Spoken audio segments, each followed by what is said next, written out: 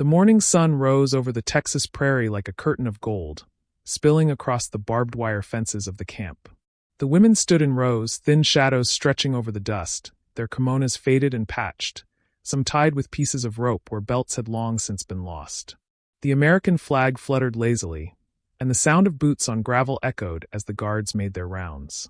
The air smelled of coffee and oats, a smell so strange and comforting it made some of the women swallow hard against tears. They had been told back in Manchuria that capture meant disgrace, that Americans were monsters who would humiliate or kill them. But instead they had been bathed, deloused, given clean clothes and 3 meals a day. The first shock was the soap. The second was the bread. When they arrived, some could barely walk, their bodies whittled down to angles, bellies hollow as drums. They had lived on rice husks, rotten sweet potatoes, whatever they could scavenge. The first meal in camp was served on shining tin trays, cornbread, beans, milk. A young woman named Fumiko held her spoon in shaking hands, terrified it might be snatched away. Then she tasted it, and a sob burst out of her throat. Around her, others ate with a desperate, almost animal speed until the guards, startled, told them to slow down. That night, the women slept in cots lined in neat rows, with real blankets and clean sheets. Some cried softly into the pillow, mourning what they had lost, and some cried for the strangeness of being warm. Day by day, their bodies changed. The sunken cheeks filled out first, then the sharp bones at the wrists softened. There were records kept, 10 pounds gained, 15 pounds gained, as though each ounce of flesh was a victory against the war. The Americans watched them with curiosity, bemused by how the women bowed before every tray of food. One officer wrote home, "They eat as though every meal is a festival. I've never seen such gratitude over bread." In the mornings, the smell of coffee drifted over the camp, rich and dark. It clung to the women's hair as they lined up, some still barefoot, to receive breakfast. They laughed now, shy and quiet laughter, over the strange textures of white bread that could be folded in half, over the salty butter that melted too quickly in the heat. Evenings were slower. The prairie winds swept cool across the wire, and fireflies blinked in the grass. The women sat together, talking in low voices. Some stitched kimonos from scrap cloth the Red Cross had given them. Others wrote letters that might never find their way home.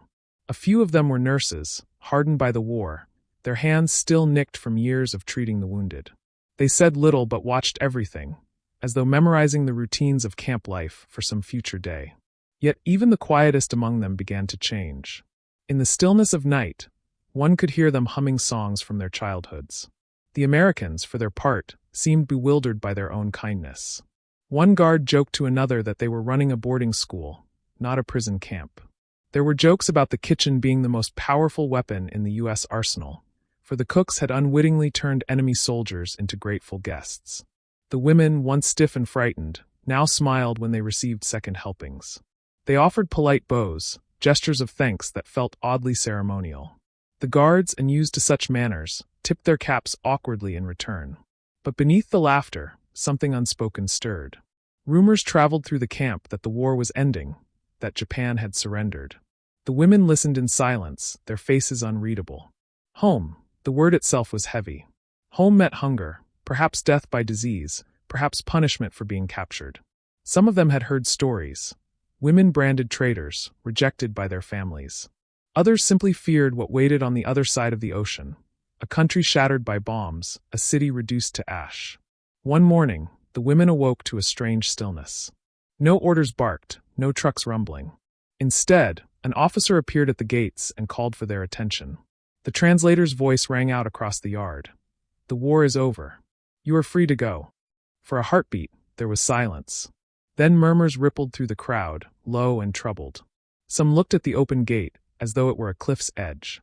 Fumiko clutched her tin bowl, so tightly it left a red mark on her palm. A nurse named Shizuko stepped forward, her voice steady, but her eyes bright with tears. "Please," she said, bowing low, "don't send us back." The wind rustled the flag overhead. The guards, who had expected cheers, stood frozen, as though the women's plea had turned the whole world upside down. The gates creaked open with a sound like bones cracking, and the prairie wind carried dust through the camp. The women did not rush forward. They stood rooted, some clutching each other's sleeves, others staring at the road beyond the fence, as if it were a mouth waiting to swallow them. The guards gestured gently, puzzled, as if coaxing wild animals back into the open. For weeks they had been feeding these women, restoring their strength, coaxing them back to life. Now, when freedom was offered, the women recoiled. Fumiko held the tin bowl to her chest like a relic, her fingers still stained with cornbread crumbs. In her mind, freedom was a shoreline receding into darkness. She could still taste the first meal she had eaten here, the milk so thick it had coated her tongue, the beans sweet with pork fat. In the war's last days she had eaten weeds, stolen grain from chickens, once gnawed at leather. Here, she had been treated like a person again.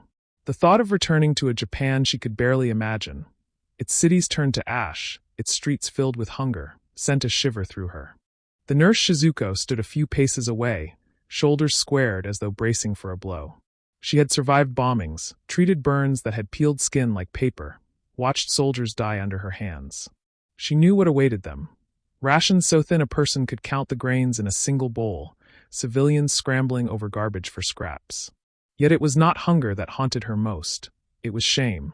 In Japan, a woman captured alive was often considered defiled, dishonored. Shizuko could already hear the whispers, see the turned faces of neighbors. Better to die, they had told her before surrender. But she had not died, and now she was here, staring at the road that would carry her back to judgment. The American commander hesitated, uncertain. The women's refusal was not defiance but something deeper, more fragile. He ordered the translator to speak again. "You are free," the man repeated, his voice loud but not unkind. "You may go home." The words rippled through the group, but instead of relief, there were soft cries, the rustle of cloth as some fell to their knees. The scene was too strange for anyone to move. A guard muttered under his breath, "They look like we just told them their house burned down."